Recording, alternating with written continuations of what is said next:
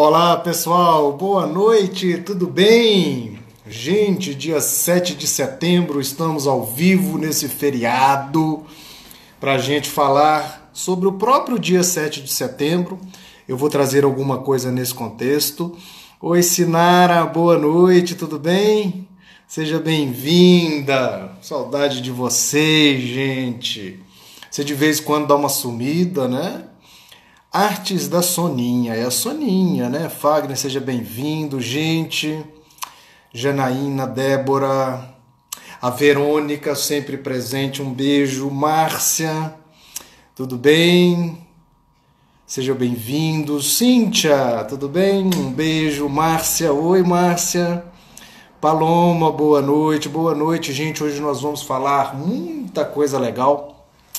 Aproveitar esse feriado, eu tô até aqui a paisano, né, com uma camisa mais solta. Sejam bem-vindos, boa noite, Márcia, você que é uma querida, seja bem-vindos, Cláudia. Ilma, Noemi, primeira vez, Noemi, seja bem-vinda. Olha, temos uma novidade aqui no nosso divã. Quem for a primeira vez pode falar, tá? Pra gente dar um oi, para vocês serem recebidas por mim e por todos que estão aqui já todas as segundas-feiras, tá bom? Júlia, boa noite, tudo bem? Um aceno para você também. Pessoal, então hoje nós vamos falar. Hoje, na verdade, nós estamos abrindo a série do Setembro Amarelo. Sejam bem-vindos, Wender, tudo bem? Rita, eu sou a primeira vez. Seja bem-vinda, meu anjo. É muito legal. Márcia, que te amo. Será que é pra mim isso? Verônica, 20ª vez. É verdade, né, Verônica? 20ª vez. Simone, primeira vez também. Molga, tudo bem, Molga? Boa noite. A Molga também tá na 20ª vez. Viu, Molga? Eu perguntei aqui para as pessoas... quem é que está aqui a primeira vez? Aí tem gente que está a primeira vez aqui. A Verônica respondeu que já está na 20ª vez. De nada, Rita, seja muito bem-vinda e que você fique aqui conosco, que você interaja, acrescente, tá? Isso aqui é um momento de aprendizado, tá bom? Vládia, segunda vez, que legal, se voltou é porque gostou, né? Sandra, primeira vez, seja bem-vindo, Sandra. Tá magro. Aqui também estamos emagrecendo. Molga, você quer ganhar quantos pontos comigo? Quando você está me chamando de magra. Eu engordei nesses últimos dias com essa quarentena desgramada que faz com que a gente altere a nossa rotina, que a gente queira comer os nossos docinhos de novo. Não é, galera do VD? Irilma, primeira vez. Lucy Cleide, muitas vezes. Que legal. Manuela, segunda vez. Solange, ansiedade pode desencadear depressão. Nós vamos ver isso hoje, tá? Nós vamos falar sobre tristeza, nós vamos falar sobre depressão. Grupo VD se falou hoje. Janaína, um beijo, Janaína. Lucicleide, aprendendo muito. Que legal, essa é a ideia, tá bom? Achei o rosto fino. Eu acho que é porque eu fiz a barba, tomei um banho, eu tô aqui num outro celular, eu acho que é meu celular, viu, Molga? A Gil, um beijo, Gil, boa noite pra ti. Gente, vamos lá. Então, boa noite de novo para todos. Nós estamos começando o nosso setembro e a saúde mental utiliza esse setembro, não só o setembro, nós temos alguns outros meses, mas o Setembro Amarelo para a gente falar sobre prevenção de suicídio, né? Um assunto muito importante, repleto de mitos, repleto de fantasias, imaginações. O suicídio é um fenômeno que permeia a sociedade de forma sorrateira, silenciosa. Ele existe, mas ninguém fala. Nós conhecemos sempre uma pessoa vítima do suicídio, mas ninguém comenta, ninguém fala. Há uma série de mitos a respeito. Boa noite, Cleilma, tudo bem? Há uma série de mitos em relação ao suicídio. Será que se falar de suicídio a gente vai estimular as pessoas a se matarem. O que de fato é, Dr. Pablo, o suicídio? Por que as pessoas cometem o suicídio? Isso é que nós vamos falar aqui um pouco hoje, a diferença entre tristeza e depressão. Gente, falar de suicídio, eu adoro falar de suicídio. Eu adoro falar de depressão, porque na verdade eu falo da vida. Você quer tirar a vontade de alguém morrer? É só dar vontade de viver. Você quer prevenir o suicídio? A gente precisa estimular a vida. Não qualquer vida. Não simplesmente o nosso coração bater, a gente dormir, acordar, trabalhar, pagar conta, cuidar de família. A gente precisa viver a vida pela qual nós viemos fazer nesse mundo, viver em plenitude. Você quer combater o suicídio? Você precisa dar razão de viver para as pessoas. Daqui vocês estão começando a entender por que nós vivemos uma epidemia de suicídio. Porque nós estamos perdidos. O mundo está doente. A sociedade está doente. Nunca tivemos tão deprimidos. Nunca tivemos tão ansiosos. Nunca usamos tantas drogas e álcool. Nunca tivemos tanta insônia. Nunca tivemos tanto pânico. Nunca nos matamos tanto. O suicídio reverbera, espelha uma sociedade doente. Uma sociedade que não há vida. Minha mamãe está perguntando que dia o senhor vem em Salvador. Ô, meu anjo, eu amo Salvador. Minha mãe é baiana, viu? É Raunilda, seu nome? Minha mãe é baiana. Era baiana porque faleceu. Não por suicídio, mas por AVC. E eu amo Bahia. Ela é baiana de Formosa do Rio Preto, norte da Bahia. Então, gente, o suicídio, ele na verdade é o oposto, ele é o paradoxo da vida. O indivíduo não deseja mais viver. E olha que interessante. Entrando mais a fundo aqui na questão psicodinâmica do suicídio. O instinto mais forte que o homem tem é para se manter vivo. O instinto mais forte que nós temos é o da sobrevivência. A gente mata para ficar vivo. Você mata para dar comida à sua prole e para manter ela viva. Você faz qualquer negócio para ficar vivo. O instinto de sobrevivência é o instinto mais forte que o ser humano tem nessa terra. Daí você começa a compreender o que é o fenômeno do suicídio. Um fenômeno maior do que o instinto de sobrevivência. A dor do indivíduo passa a ser maior do que o maior instinto que o ser humano possa ter nessa terra. Para ele dar conta de se matar. É porque a dor superou o seu maior instinto, que é o de sobrevivência. Sabia que você tinha um pezinho no Nordeste.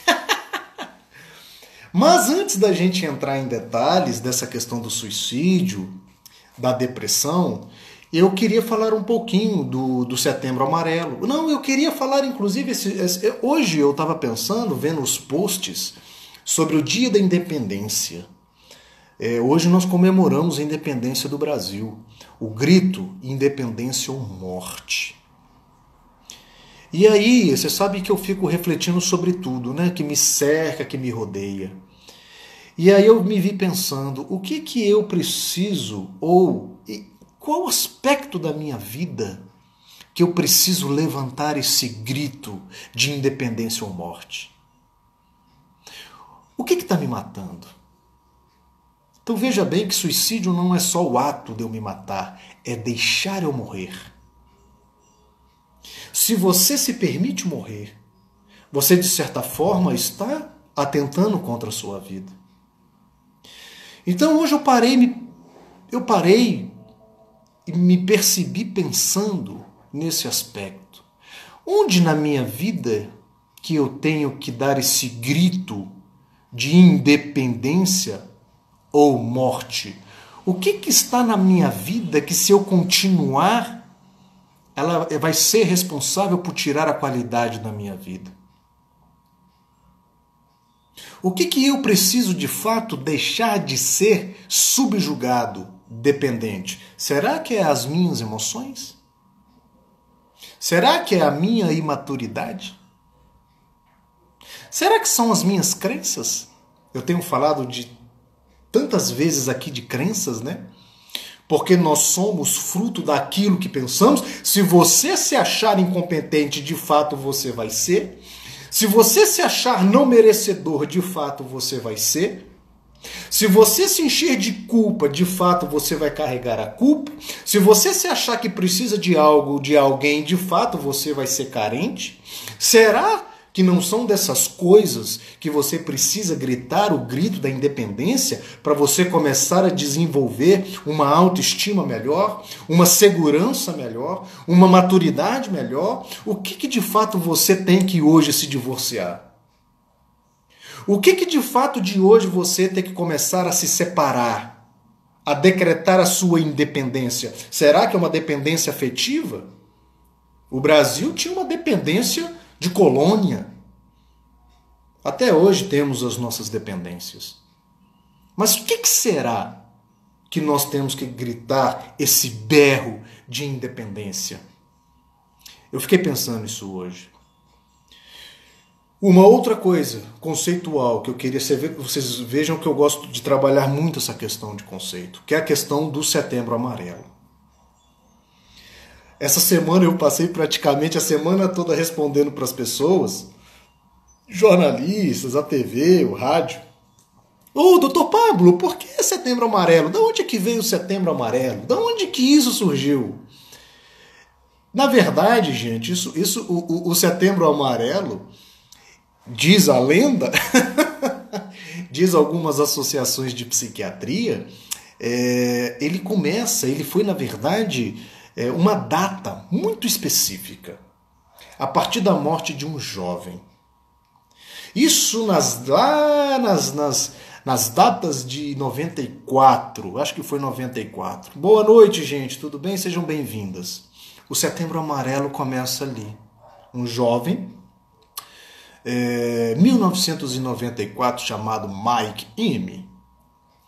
Esse jovem norte-americano, ele tinha um Mustang amarelo. Não era o Camaro amarelo, não. O Camaro amarelo é da música.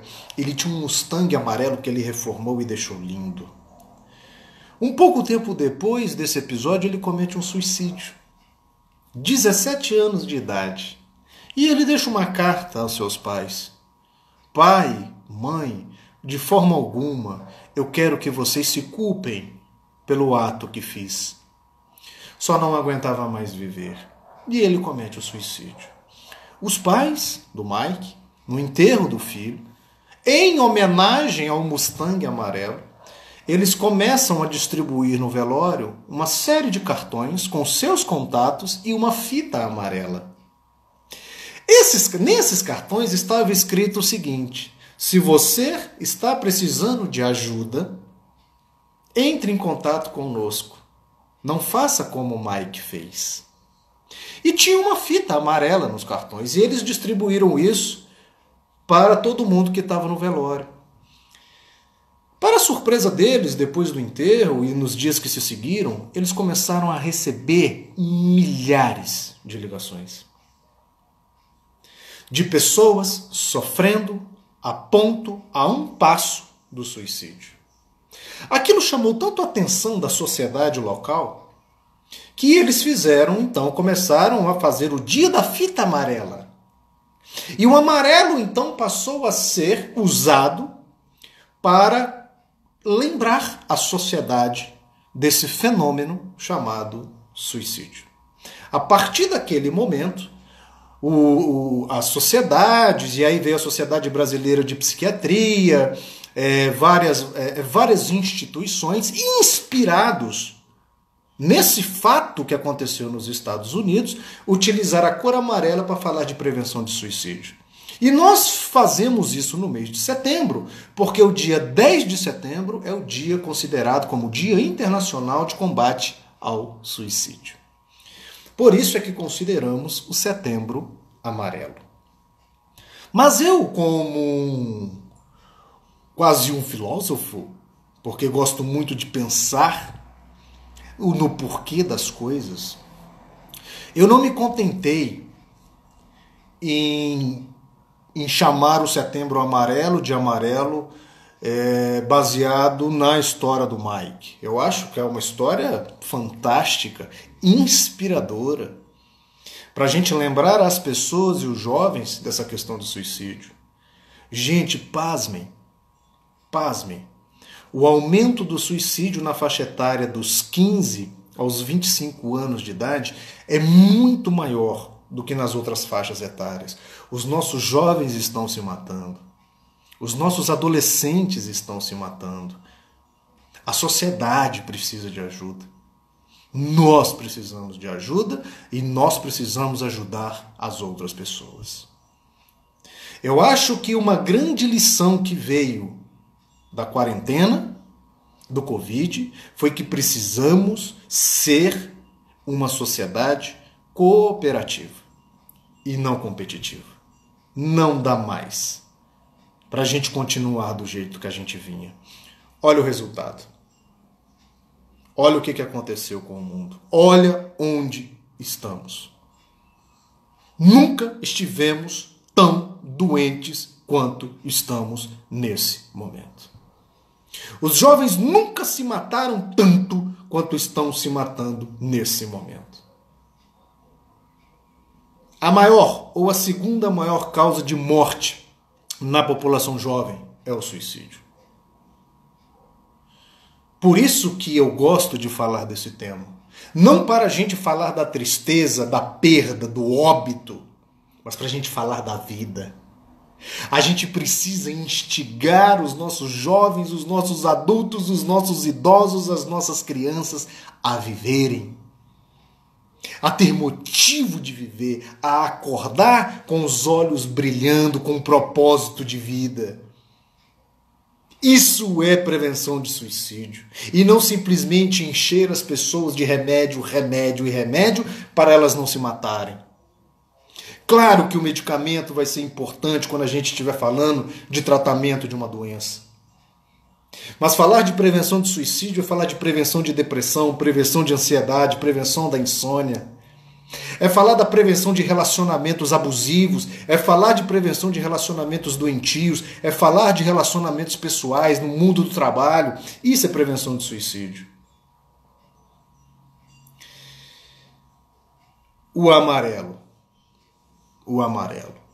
O amarelo, nas civilizações antigas, sempre representou a felicidade.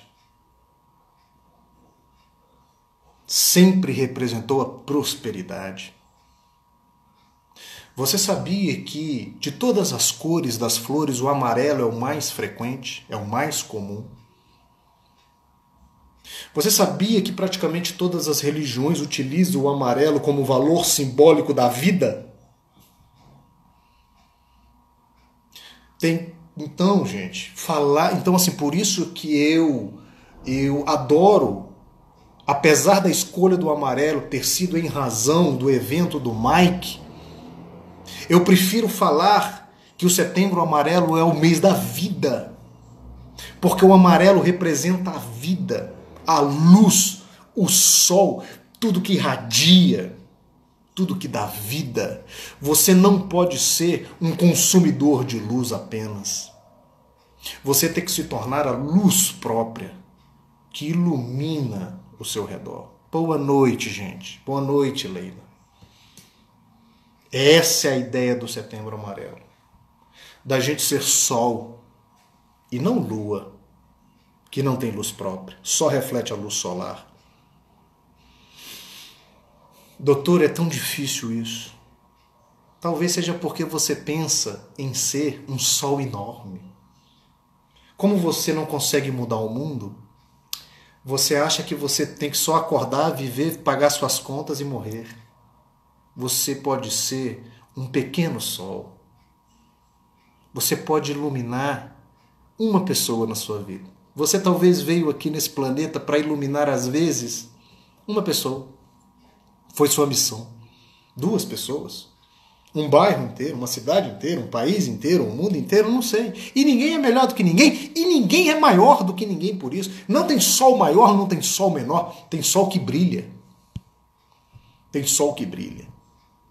Setembro amarelo é o mês de brilhar, não é um mês de chorar. As mortes do suicídio. Setembro amarelo é para a gente lembrar da dor humana, não para a gente ficar reverberando a dor, mas para a gente fazer da dor um crescimento, um amadurecimento. É um mês para a gente decidir que vamos sair do caminho da morte e vamos entrar no caminho da vida. É um mês que você tem que decidir tirar o que está te matando. Por isso é que eu falei aqui no início da live a questão da independência ou morte. E para você se colocar no caminho da vida. E isso vale desde o que você come, ao seu comportamento, às suas escolhas, às suas atitudes. Isso é vida. É isso que precisamos estimular. Por isso que eu falei aqui para vocês que eu amo o Setembro Amarelo. Porque as pessoas acham que é um mês pesado. De forma alguma. É um mês de esperança. É um mês que a gente pode reduzir, ou começar a reduzir, a estatística do suicídio. Se eu não me engano, a cada 36 segundos no mundo, uma pessoa se mata. 22 minutos aqui, no mínimo 10 pessoas se mataram no mundo nesse momento. Olha que loucura. Olha que loucura. Tá tudo tão louco. Os conceitos estão tão malucos. Tá tudo tão superficial. Perdemos o conteúdo das coisas. As pessoas não sabem mais o porquê de acordar, o porquê de dormir. Perdemos o sentido das coisas. É isso que está fazendo com que inúmeras pessoas pensem em morrer. E algumas chegam às vias de fato. Esses dias eu estava dando uma entrevista. E aqui eu vou entrar no conceito da tristeza e da depressão. A repórter falou assim para mim: doutor, quais são as razões da gente viver essa pandemia, essa epidemia de suicídio? Uma das razões que eu citei foi: as pessoas não querem mais ser seres humanos. Elas não querem mais aceitar os sentimentos negativos da humanidade. A qualquer manifestação de tristeza e sofrimento, as pessoas recorrem a algum tipo de anestésico. Seja um álcool, seja uma maconha, seja um remédio psiquiátrico, um calmante. O uso inadequado, olha o que eu vou afirmar aqui, vocês podem divulgar esse vídeo para o mundo inteiro. O uso inadequado de antidepressivos, ao anestesiarem o ser humano, faz com que esse homem não amadureça, não desenvolva suas fortalezas para o enfrentamento do estresse. Aqui. Tá bloqueando, né? Mas eu acho que agora voltou. O uso inadequado dos antidepressivos está produzindo uma sociedade imatura psicologicamente. Por que eu afirmo isso? Porque é na dor, é na tristeza que nós vamos amadurecer a nossa personalidade. Quando você, eu, qualquer pessoa, na primeira manifestação de dor e tristeza, busca um anestésico emocional, eu estou impedindo que eu cresça.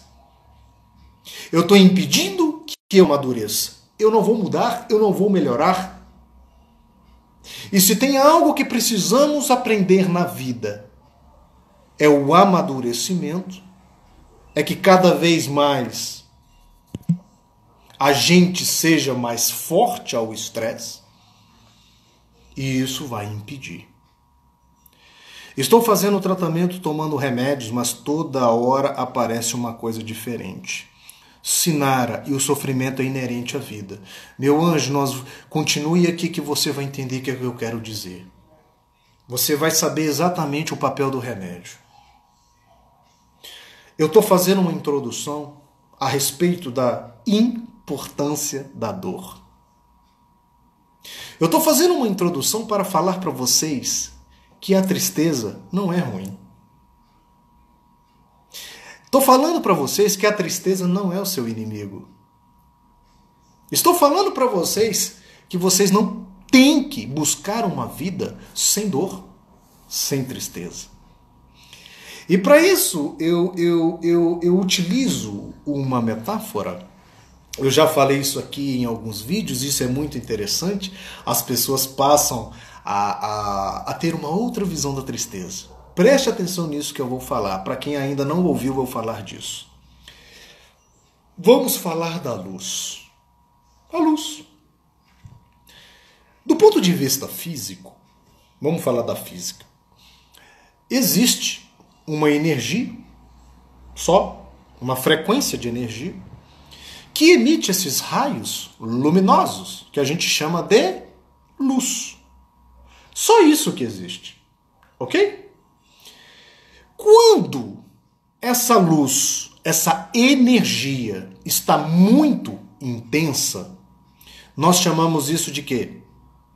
Qual que é a palavra em português que a gente denomina muita luz? Nós chamamos de claro. Esse lugar está claro. Quando tem pouca luz, pouca energia, eu preciso de dar uma palavra para aquilo. Nós inventamos a palavra escuro. O claro e o escuro não existem. O que existe é uma coisa só, a energia luminosa. Que quando está muito eu chamo de claro, quando está pouco eu chamo de escuro. Só existe uma coisa. As outras duas são invenção da nossa gramática, para que a gente pudesse descrever fenômenos diferentes. De uma coisa só. Vamos agora para a tristeza. Existe um fenômeno só, chamado felicidade. Esse é o fenômeno que existe. A energia da felicidade. Quando eu tenho muita dessa energia, qual que é a palavra que a gente dá?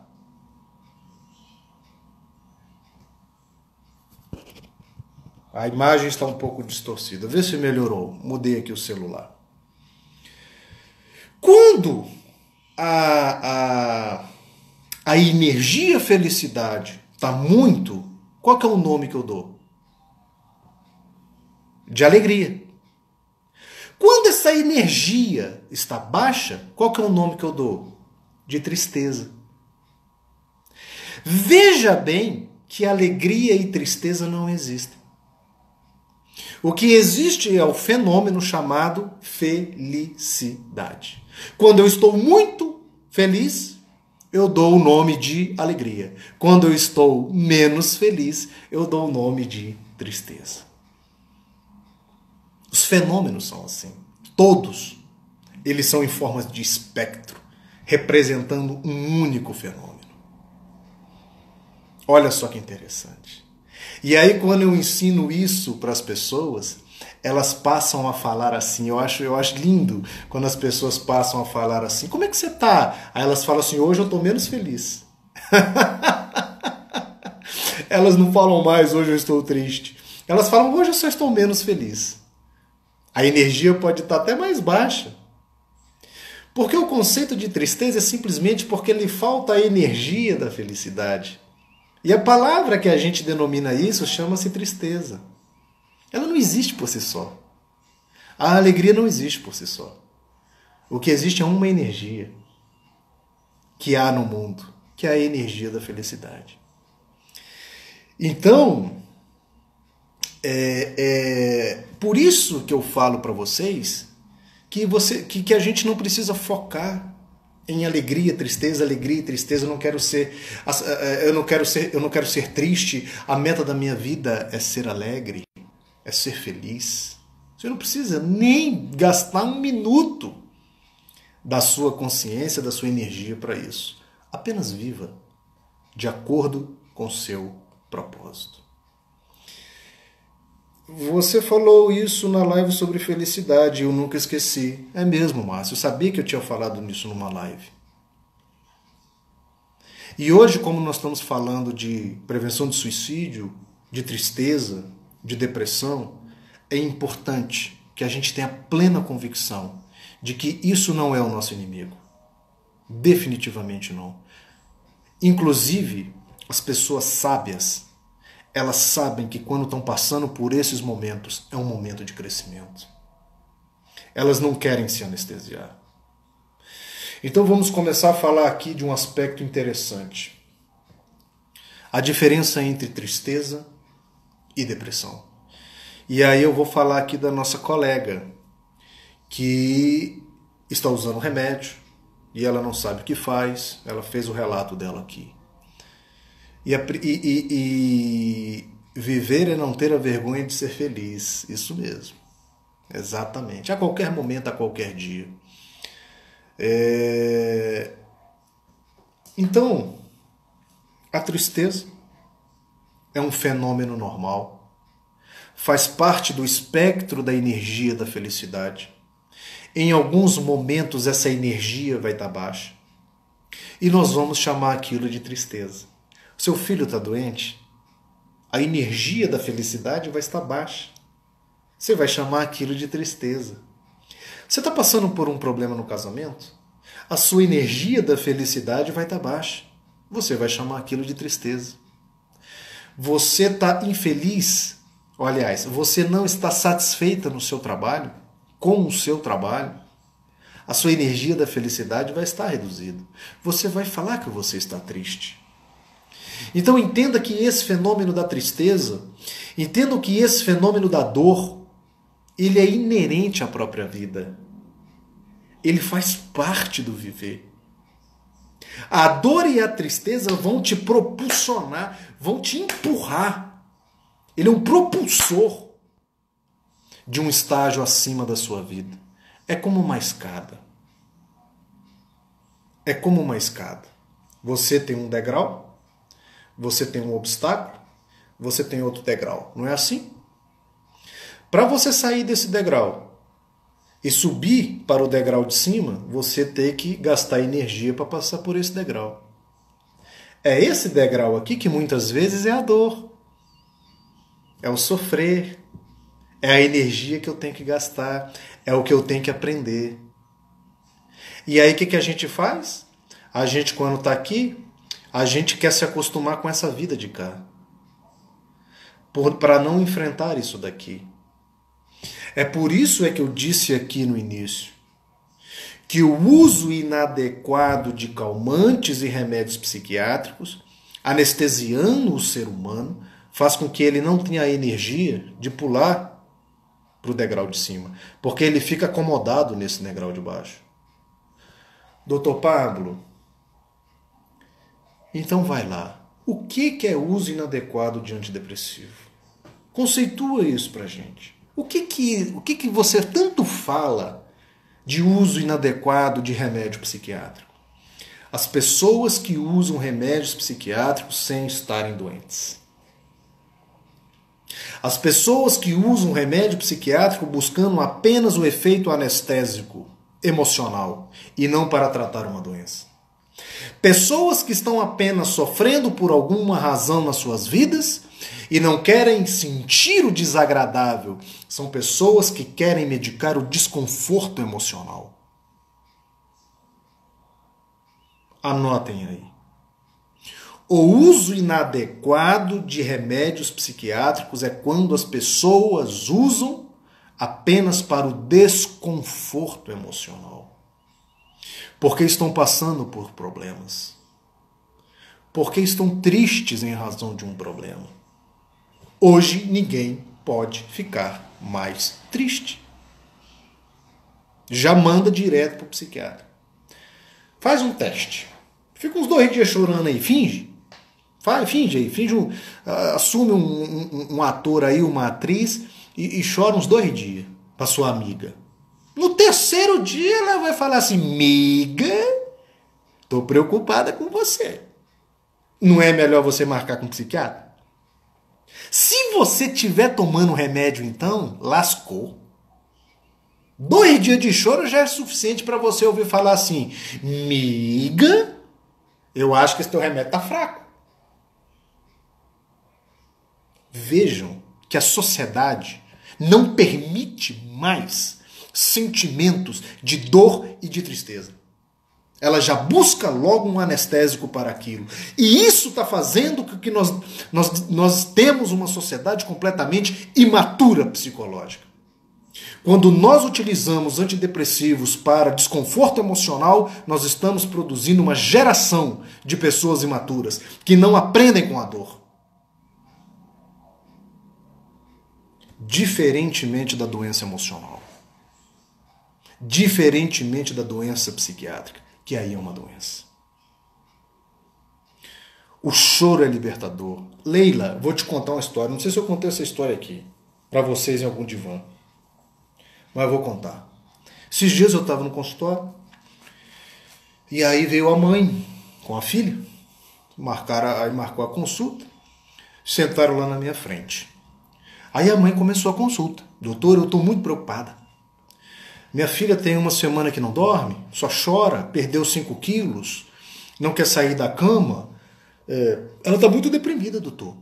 Eu nunca vi minha filha assim. E eu pensei cá comigo, realmente, se for isso tudo, a menina deve estar muito deprimida. Aí a mãe falou aquilo, e aí eu voltei os olhos para a menina e perguntei: tudo bem? O que você está sentindo? Ela: estou muito triste. Aí ela começou a falar dos sintomas depressivos dela.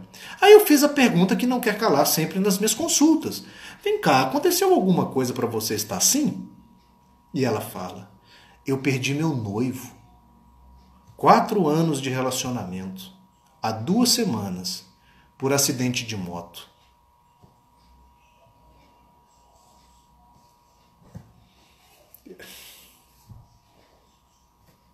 Como é que eu faço?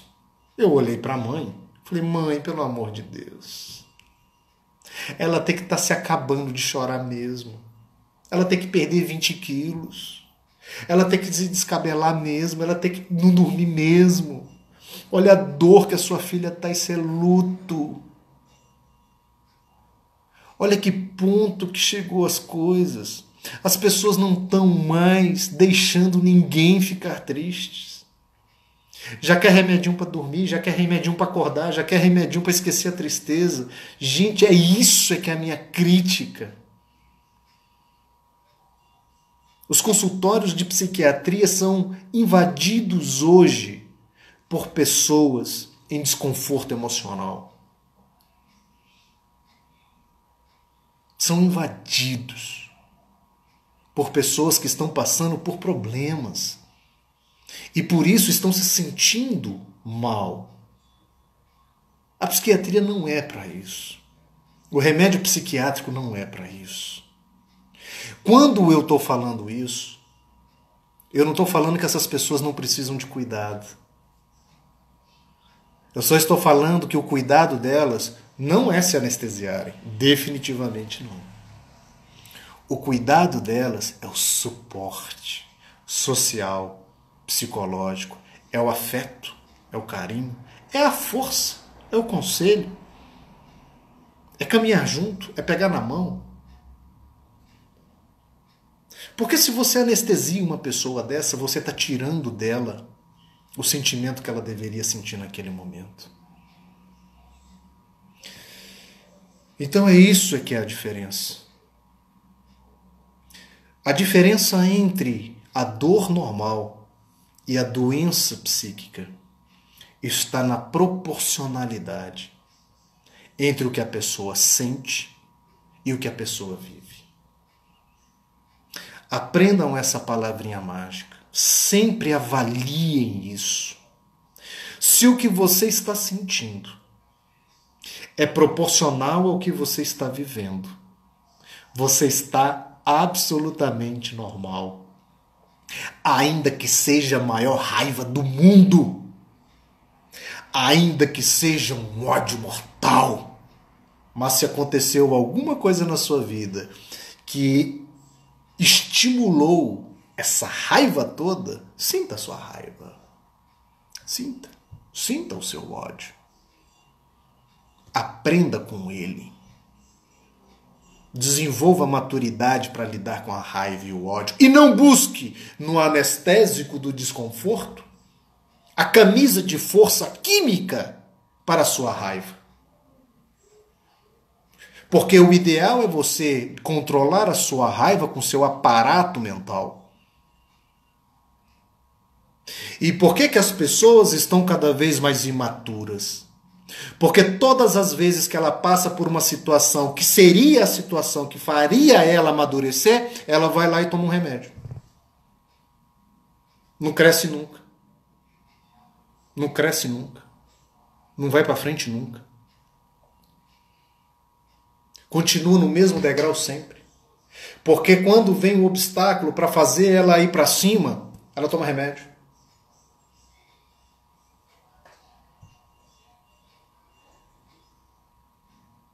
Jamerson, olha quem apareceu aqui, gente, se não for o Jamerson.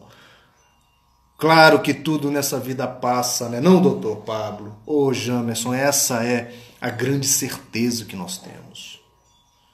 Por isso que o importante é a gente ter o discernimento para absorver o melhor de cada situação na nossa vida. Só isso. Se tiver que passar pela dor, é a dor. Se tiver que chorar, chore. Se tiver que se desesperar, se desespere. Se tiver que se alegrar, se alegre. Se tiver que ter um grande gozo na vida, que tenha. Gente, então a primeira coisa que vocês precisam entender é o que você está sentindo. Está dentro de um contexto normal, aceitável, proporcional? É normal. Ainda que seja desagradável. Pegue isso e aprenda com isso. Pegue sua tristeza e faça uma reflexão. Por que eu cheguei nesse ponto? Olha como o medicamento atrapalha o desenvolvimento da maturidade das pessoas. Eu fiz alguma coisa equivocada na minha vida, errei em alguma coisa com alguma pessoa, vamos imaginar assim, no meu casamento, no meu trabalho, com meu chefe, vamos considerar que eu cometi um erro e aquilo trouxe uma consequência severa na minha vida. Perdi meu emprego, meu casamento acabou por aquilo, meu filho me abandonou por aquilo, enfim. Há uma consequência difícil e trágica por um erro cometido na minha vida. A consequência vai me trazer uma tristeza profunda se a consequência for grave, ok? E se essa tristeza profunda for anestesiada, eu não vou mudar. Eu não estou sentindo. Eu vou continuar o mesmo. E na próxima oportunidade, provavelmente cometerei o mesmo erro, porque eu não aprendi. Eu não estou sentindo. Eu fui poupado do sentimento de tristeza no momento que eu deveria sentir a mais profunda tristeza humana, para que naquele momento eu pudesse refletir a minha vida e falar assim, caramba, o que eu fiz?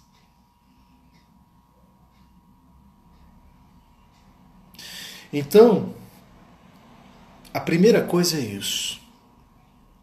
Passa. Mas às vezes demora muito.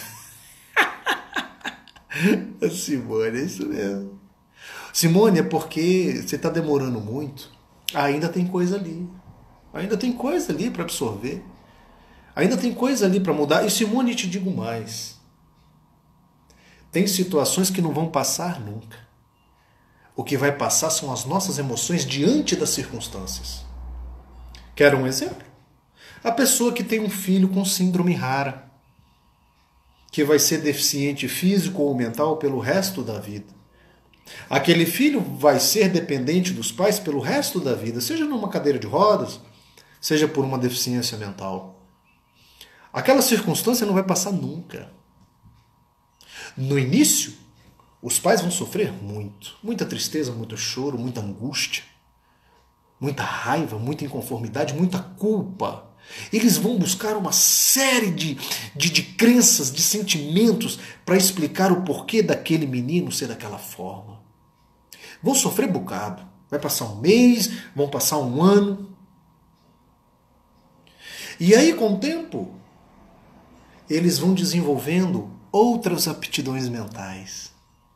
O amor, a tolerância, a flexibilidade, a compreensão, o não julgamento. Concordam comigo que se tornaram outros seres humanos? E a circunstância é a mesma. Não mudou. Então, Simone, quando você fala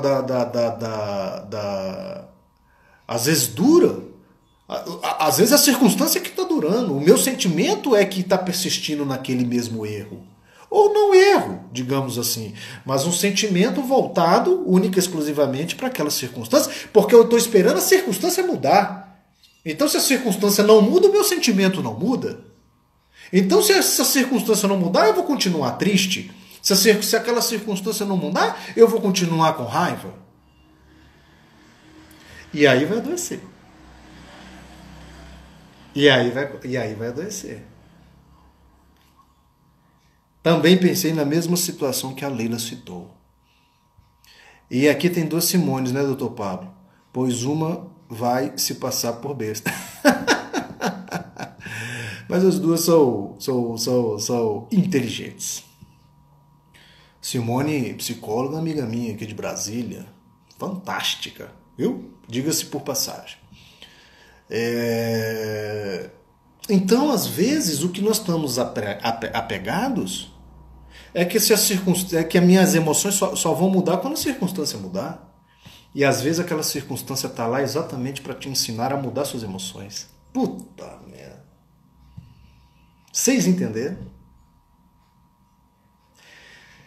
Você está esperando a circunstância mudar para suas emoções mudarem. E às vezes a circunstância vai ficar para você aprender a mudar suas emoções mesmo com as circunstâncias do jeito que são. Isso é amadurecimento. Isso é a mudança individual. Isso é você ser um pouquinho melhor a cada dia. Quando você, independentemente das circunstâncias, você age dessa forma. Ninguém te segura, ninguém segura, porque aí nós vamos nos tornar maduros. Pode acontecer situações difíceis, e vai acontecer, ou vão acontecer, né? Mas quando a gente tem ombros largos e quando a gente tem capacidade de enfrentamento disso, a gente vai bem. A gente vai bem. Então a tristeza é isso. A tristeza é um fenômeno normal. É uma redução da energia da felicidade. Ela não existe por si só. Ela é uma queda de energia provocada por algum estímulo, por alguma coisa no universo que normalmente reduz essa energia. Não é verdade? Então tem estímulos no universo de dor, de sofrimento, que provocam a queda da energia da felicidade. Nós chamamos isso de tristeza. E a grande sacada aqui é a gente entender isso. É a gente perceber o porquê dessas coisas estão acontecendo. E você entrar num processo reflexivo e não anestésico. Procure refletir e não se anestesiar. Porque é aqui que vai estar a saída da sua tristeza. Isso aqui é só uma ilusão. Isso aqui nunca vai te tirar de lá. Ok? Por outro lado, e aí eu queria agora me ater nesses últimos minutos à depressão, que nós estamos falando de uma doença. Quando a pessoa, ela simplesmente não só está triste, mas ela entra na linha da doença depressão. Doutor Pablo, e quando é que isso acontece? Como é que eu posso identificar a tristeza se tornando depressão? Quando o que se sente está desproporcional ao que se vive. A tristeza da depressão é uma tristeza que dura muito tempo. É uma tristeza do dia todo. É uma tristeza de todos os dias. É uma tristeza sem razão aparente. É uma tristeza que, apesar do momento ser de felicidade, eu não consigo estar feliz. É uma tristeza que tira a minha capacidade de sentir prazer nas atividades que eu mais gosto. É uma tristeza que só me faz pensar estar na cama, sem vontade de levantar. É uma tristeza que começa a alterar os meus pensamentos, eu começo a perder a esperança do futuro. É uma tristeza que tira a minha vontade de viver. E aí é doença. E aí, do ponto de vista cerebral, ele tá dodói. Precisa de ajuda. Essa pessoa, de fato, e aí falando de prevenção de suicídio, a gente sabe hoje que 70% dos suicídios estão relacionados com as depressões. Então, prevenir suicídio é prevenir depressão. E prevenir depressão é estimular a vida, ou o estilo de vida, digamos assim. Uma vez que essa pessoa está doente, viu, Raoni, foi você, né, que falou do remédio. Essa pessoa precisa tomar o medicamento. Então, se por um lado eu faço uma crítica do uso inadequado dos antidepressivos, simplesmente para anestesiar a tristeza normal, por outro, eu defendo o uso do antidepressivo para tratar a doença depressão. A pessoa não vai melhorar sozinha. Ela precisa de ajuda. Depressão não é uma frescura. Depressão não é falta de fazer nada. Depressão não é falta de homem. Depressão não é falta de férias. Depressão não é simplesmente trocar o chefe, trocar o marido. Não é simplesmente trocar de casa. Depressão não se resolve com um mês de férias na praia. Nada disso. Uma vez que está instalada a doença, a depressão, ela precisa de tratamento psiquiátrico, psicológico, social, ambiental, familiar. Para ela sair. Assim como alguém desenvolveu uma doença grave, um lúpus, um diabetes grave, quem está com crises de hipertensão precisa de tratamento. Os pacientes deprimidos precisam de tratamento. O preconceito é muito grande porque não se conhece a depressão. Doutor Pablo, e o que causa a depressão? Como é que nós podemos prevenir a depressão? É minha mamãe que está no meu Instagram, Alessandra. Ah, tá bom, Alessandra. Doutor Pablo, agora o senhor foi profundo. Jamerson, você que é um querido. A Gil falando pro Jamerson, o Jamerson barato. Gente, então, o que causa a depressão? O que está por trás da depressão? Como podemos prevenir a depressão? Eu costumo dizer que prevenir a depressão é estimular a vida. Não um conceito vazio. Estimular a vida. Estimular o estilo de vida saudável. Combater a depressão significa viver bem. Porque hoje a gente sabe que os fatores relacionados à depressão estão ligados à genética e ao ambiente. Do ponto de vista da genética, a gente não pode fazer nada. Você nasceu com a sua carga genética, eu nasci com a minha, e é isso que eu vou responder agora, Iris. Como estimular a vida? Comecei a responder. Então, vejam bem, se as causas da depressão estão relacionadas à genética e ao ambiente, do ponto de vista da genética, a gente não pode fazer nada. Você tem a minha, eu tenho a sua. Se seu pai tinha depressão, se sua mãe tinha depressão, você provavelmente tem uma carga genética. Ok? Agora, uma coisa você pode fazer. Hoje a gente sabe que o ambiente, ele é capaz tanto de estimular a genética, como de proteger a genética. Vamos ao exemplo? Câncer de pulmão. Alguém na sua família teve câncer de pulmão e você carrega a genética do câncer de pulmão, ok? Aí você fuma. Liga o gene. Aciona o gene. Você vai ter câncer de pulmão. Ou senão você é atleta. Come bem, se alimenta bem, respira bem, ar puro. Você talvez esteja controlando o seu gene do câncer de pulmão, passa uma vida inteira, morre de outra coisa com 90 anos de idade. Entendam que o ambiente, então, ele é capaz de estimular ou de inibir a sua carga genética.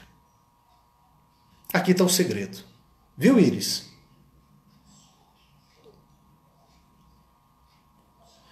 Aqui está o segredo do estilo de vida.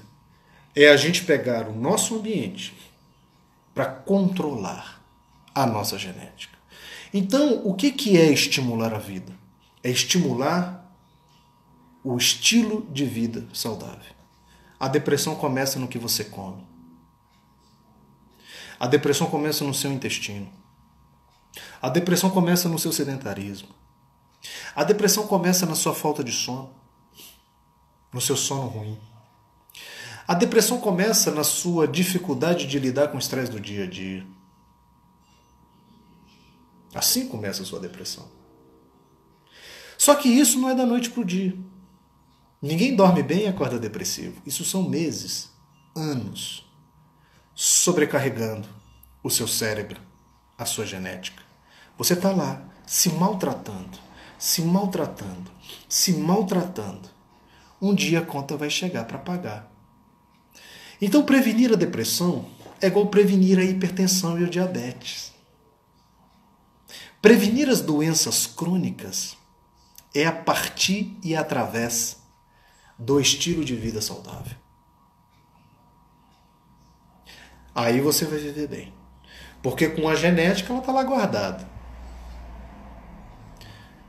Eu vou trazer alguns números aqui para vocês, para confirmar o que eu estou dizendo para vocês. As pessoas que têm como base da sua alimentação a comida fast food, elas têm 51% mais chance de desenvolver depressão.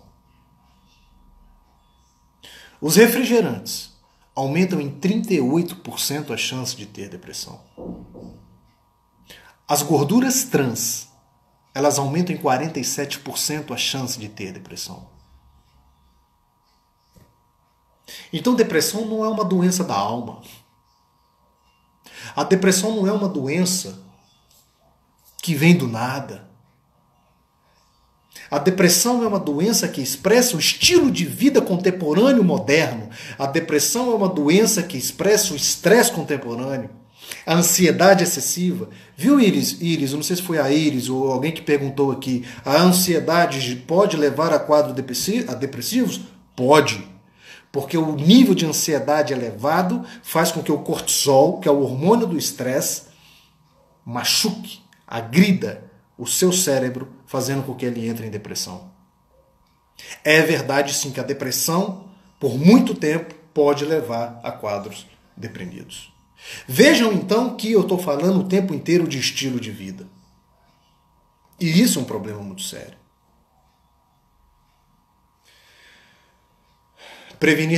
Prevenir suicídio é prevenir depressão. Prevenir depressão é estimular o estilo de vida saudável. A gente precisa mudar esses conceitos que estão por aí. As pessoas estão dormindo cada vez menos. As pessoas estão dormindo cada vez pior. As pessoas estão se alimentando muito mal. As pessoas estão sedentárias, as pessoas estão com sobrepeso. As pessoas estão oxidadas, inflamadas. Iris. Então há elementos que ajudam a prevenir a depressão? Acabei de falar, todos eles aqui. As 4 colunas que vão te afastar de um psiquiatra.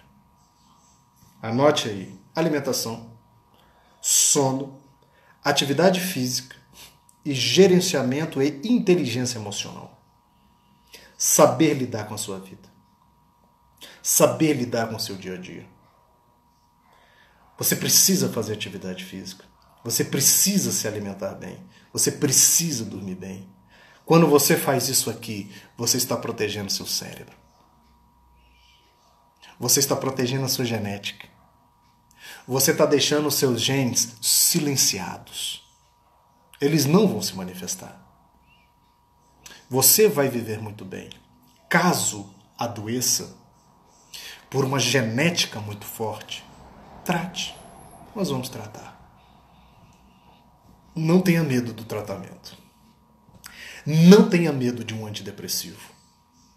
Só não o use de forma inadequada.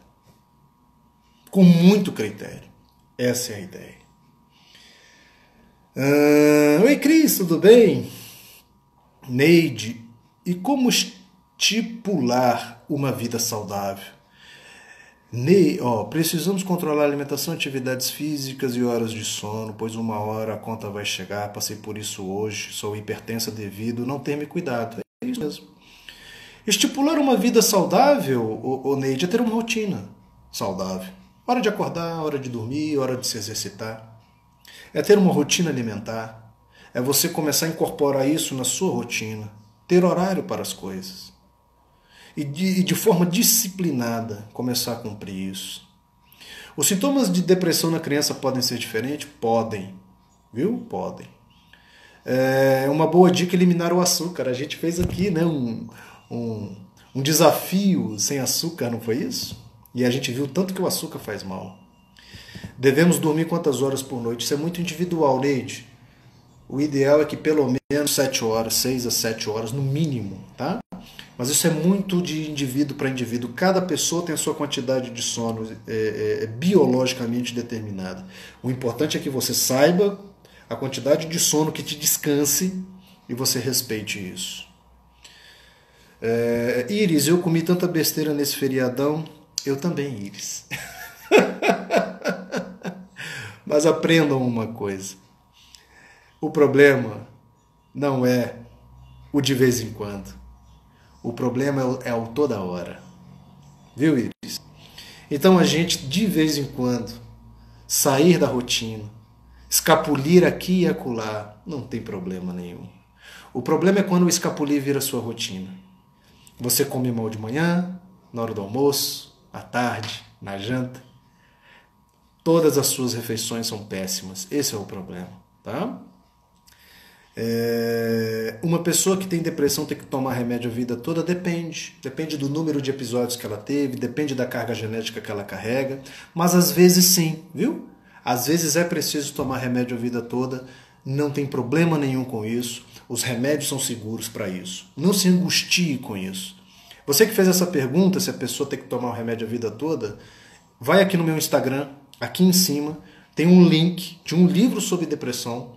Ele é gratuito, chama Há uma Luz no Início do Túnel, e lá eu explico exatamente essa questão dos remédios psiquiátricos, tá bom? Gente, então tá acabando aqui a nossa live. Eu espero ter... Nós vamos agora fazer uma série, né, de lives do Setembro Amarelo, falar de doenças mentais. Hoje eu falei de tristeza e depressão.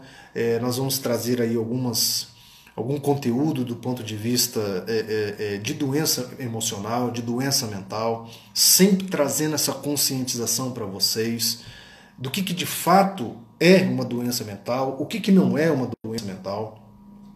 Então, eu tomo muito cuidado com isso. Eu acho que a minha grande missão hoje é separar as coisas, para que a sociedade não medicalize a vida, não medicalize o desconforto emocional, tá? Então, toque, eu vou falar sobre toque, tá?